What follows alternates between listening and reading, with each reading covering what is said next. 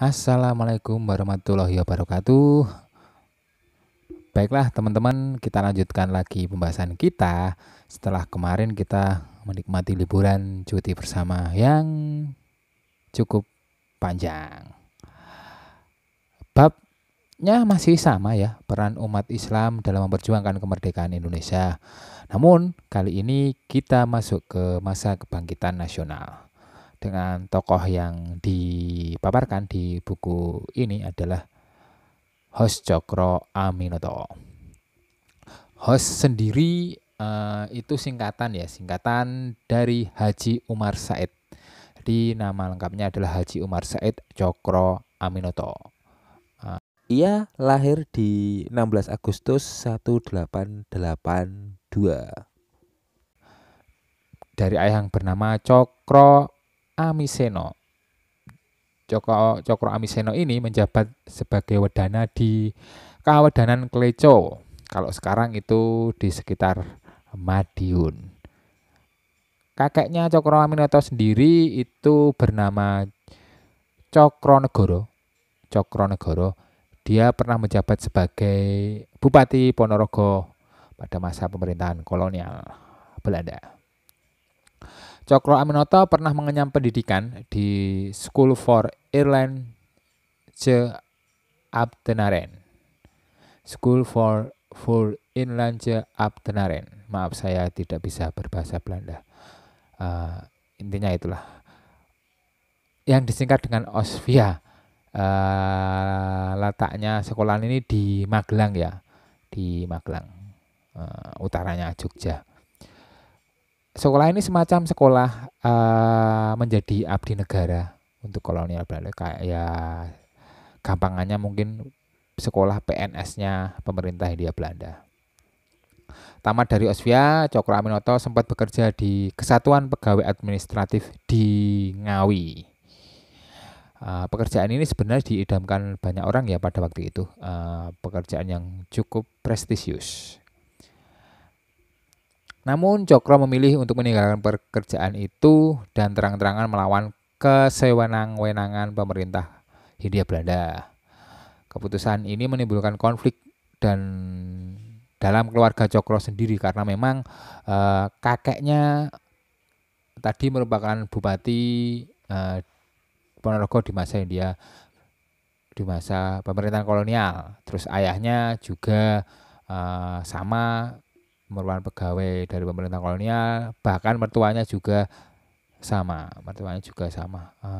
sebagai pegawai di pemerintah kolonial. Di Cokro ini melakukan tindakan yang memiliki perbedaan dengan keluarganya. Tapi Cokro tidak bergeming, dia tetap meninggalkan kebangsawanannya dan memilih menjadi pekerja serabutan. Pada Mei 1912 Cokro Aminoto bergabung dalam organisasi Sarekat Islam, organisasi yang semula bernama Sarekat Dagang Islam. Perubahan SDI menjadi SI ini dilakukan oleh Haji Saman Hudi atas saran dari Cokro Aminoto. Dengan pandangannya karena SDI itu dianggap terlalu mementingkan perdagangan dan tidak ada tawar-menawar terhadap perpolitikan. Pada 10 September 1912, Sarekat Islam mendapat status badan hukum oleh pemerintah saat itu, dikontrol oleh Gubernur Jenderal Hindenburg. SI kemudian berkembang menjadi parpol dengan keanggotaan yang tidak terbatas pada pedagang dan rakyat dari Jawa Maduraja. Namun cukup meluas. Kesuksesan SI ini menjadi salah satu pelopor partai Islam yang sukses pada saat itu. Cokro dikenal dengan kebijakan yang tegas namun bersahaja. Kemampuan berdagang menjadikannya seorang guru yang disegani karena mengetahui tata krama dan budaya yang beragam. Pada Kongres SI pertama tahun 1913, tepatnya 25 Maret 1913, wah 25 Maret tanggal pernikahan saya ini. Di Surakarta, Cokro Aminoto ditunjuk menjadi wakil ketua CSI, Sentral Sarekat Islam, mendampingi Haji Saman Hudi yang berposisi sebagai ketua CSI. Kemudian Cokro Aminoto itu terpilih jadi ketua CSI dalam kongres kedua, tepatnya 1 tahun berikutnya, yaitu di 19 sampai 20 April 1914 di Yogyakarta. Jadi tahun 1913 Cokro Aminoto ini sebagai wakil ketua Sarekat Sentral Sarekat Islam. Kemudian 1 tahun berikutnya di 1914 ketika kongres di Yogyakarta, Cokro Aminoto ini menjadi ketua Sentral Sarekat Islam. Kantor pusat SI pun dipindahkan dari Surakarta ke Surabaya. Di tahun pertama kepemimpinan Cokro Aminoto, anggota resmi SI tercatat sekitar 400.000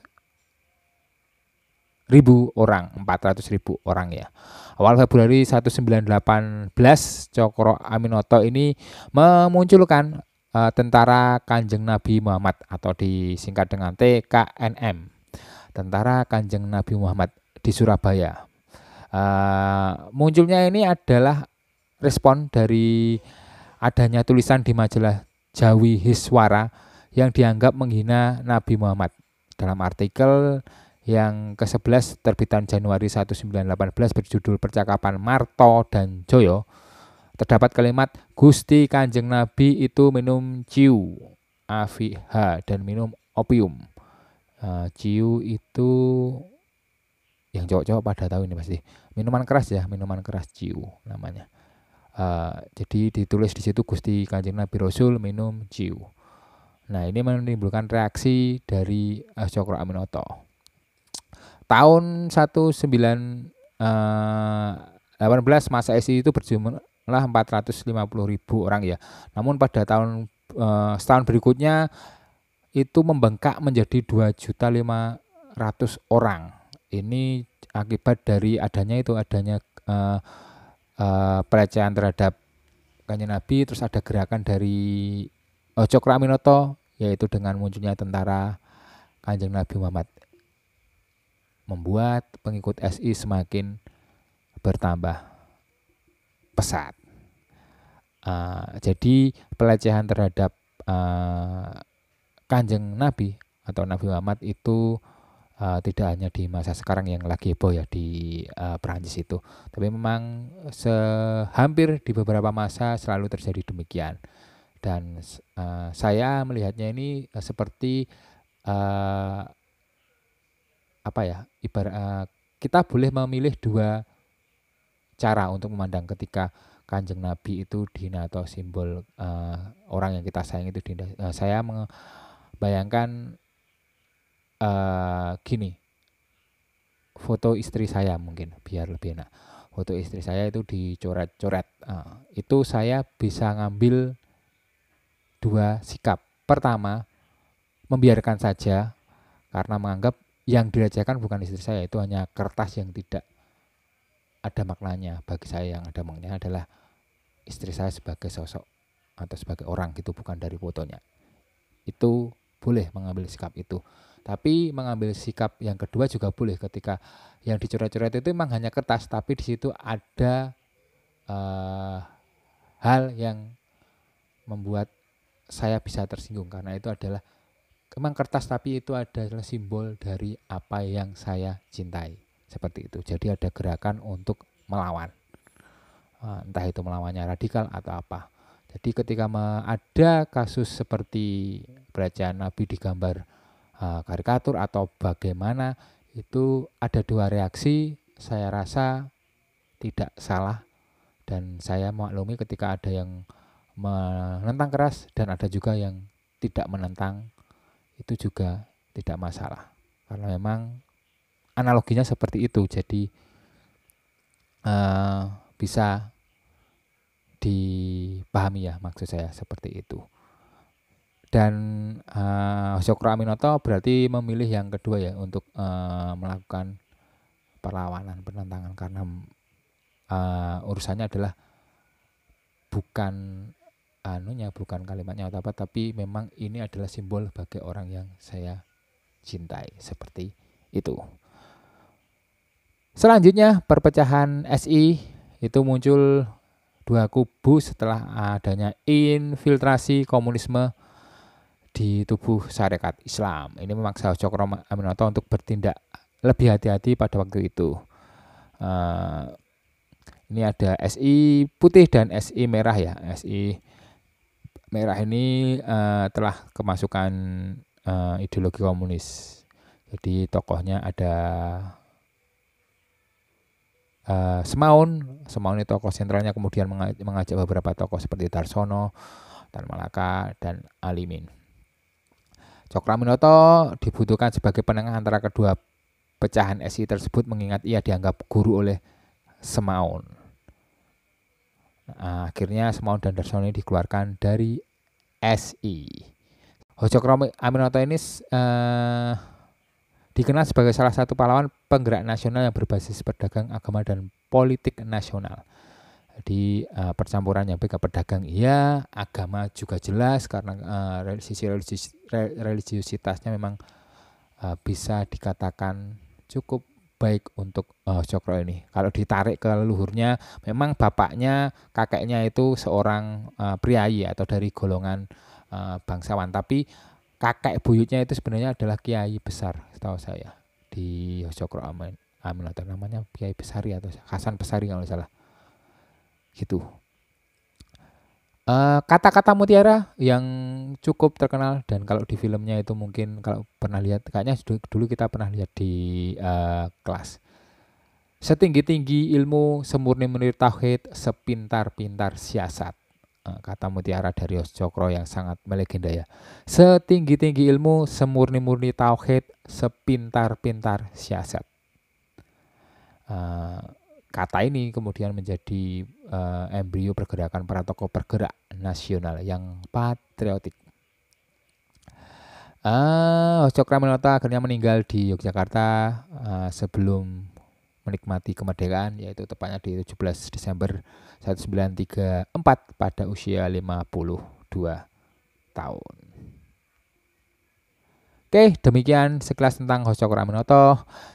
Kita lanjut dengan masuk ke pertanyaan-pertanyaan dari teman-teman yang kemarin sudah di kolom komentar. Pertama, Nadira Irfa Tesla ya ini.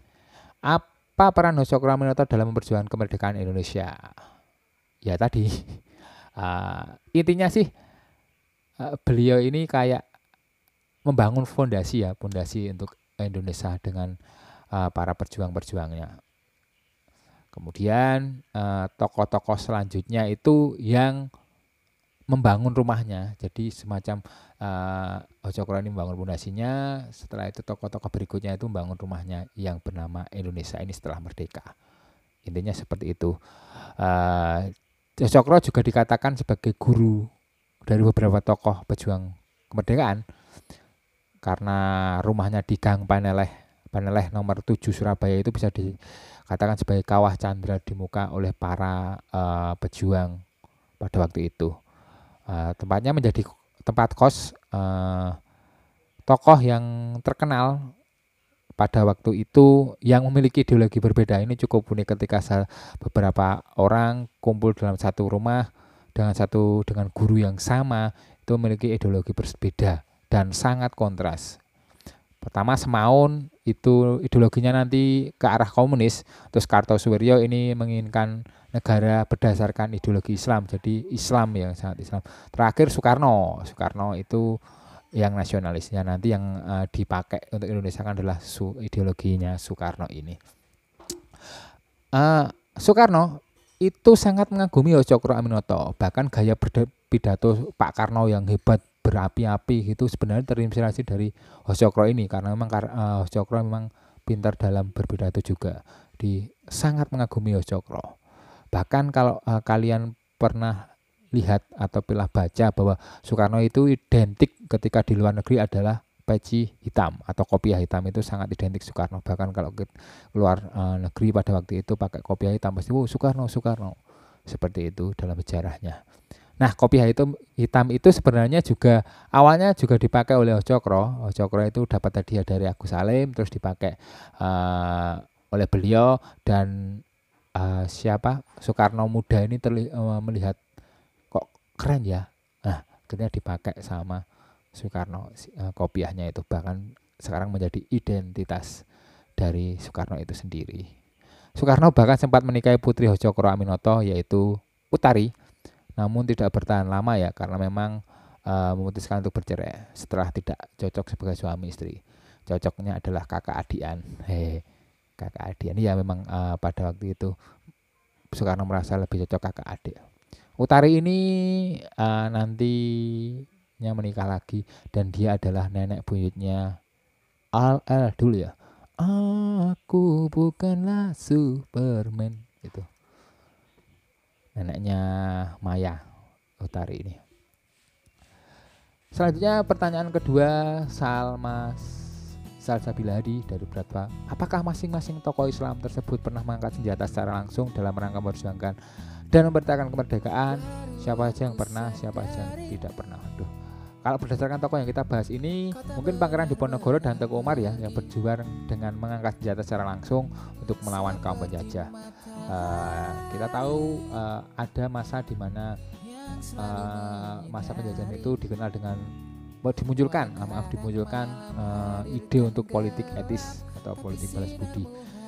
Pasca munculnya itu beberapa tokoh pribumi kan juga mengenyam pendidikan model barat, walaupun tidak semuanya hanya kalangan bangsawan aja, sehingga perlawanan ini mulai berubah karena memang pemikiran itu mulai berdatangan dari berbagai negara atau berbagai bangsa. Senjata mereka tidak lagi senapan ataupun bambu runcing ataupun senjata-senjata seperti itulah, namun sudah berubah menjadi pena. Kenapa pena? Karena tulisan pada waktu itu menjadi senjata sangat ampuh untuk menggerakkan suatu masa atau masyarakat untuk berjuang. Jadi tidak mengherankan pada masa ini sudah mulai muncul beberapa surat kabar yang menjadi alat perjuangan. Cokro pun masih termasuk dalam generasi ini karena dia juga surat kabar juga. Termasuk nanti Kiai Haji Ahmad Dahlan dan Kiai Haji Hasyim Asy'ari. Walaupun nanti Kiai Hasyim Asy'ari ini pasca kemerdekaan itu menunjukkan resolusi jihad yang benar-benar membuat orang-orang bersemangat untuk melawan bangsa yang mau menjajah kita. Peristiwa 10 November dan 22 Oktober ya, hari santri itu dari sini. Ketiga, Ahmad Iqbal Bratwa. Apakah tokoh Islam sebelum kemerdekaan berjuang dengan sesama umat Islam atau tidak? Jika tidak, bagaimana pengaruh pasukannya untuk ikut berjuang? Jika melihat masa Cokro, masa kebangkitan nasional, perjuangan tidak hanya dilakukan tokoh Islam saja, namun bekerja samanya dengan yang lain. Lebih ditekankan ke itu ya, ketika masa kebangkitan ini adalah kesadaran bahwa wes gak peduli sukumu apa, bangsamu apa, rasmu apa, bahasamu apa, agamamu apa, yang penting ayo bareng-bareng melawan kaum penjajah, karena memang sudah sangat lama itu dirasakan. Jadi isu ras itu tidak begitu penting pada waktu itu karena memang sama-sama diinjak. Kalau sama-sama diinjak itu biasanya akan melawannya bareng. Nggak mikirkan seperti itu setahu saya ketika itu, makanya disebut hari kebangkitan nasional karena sudah ada rasa nasionalisme di rakyat itu sendiri. Baik, demikian pertanyaan dari teman-teman yang untuk video kali ini. Kembali ke Cokro tadi, intinya Cokro itu adalah tokoh pemimpin yang memiliki gagasan untuk merdeka pada waktu itu, benar-benar berani lantang menyuarakan hal itu pemerintah kolonial. Ideologinya Islam yang juga ada unsur sosialis di dalamnya dari ideologi dari Cokro ini. Semoga bermanfaat dan bisa digali lebih dalam lagi teman-teman sendiri. Silahkan jika ada pertanyaan tentang Cokro Aminoto ditulis di kolom komentar, nanti kita diskusikan. Demikian dari saya, terima kasih atas perhatiannya. Saya berdoa semoga pandemi ini bisa selesai, biar tahun depan bisa kita bercengkrama lagi di kelas, guyon-guyon lagi. Nah, saya takut kalau nggak ada waktu lagi buat kita untuk di kelas. Nah, kalian sudah, karena kita sudah lulus bersama-sama. Terima kasih. Assalamualaikum warahmatullahi wabarakatuh.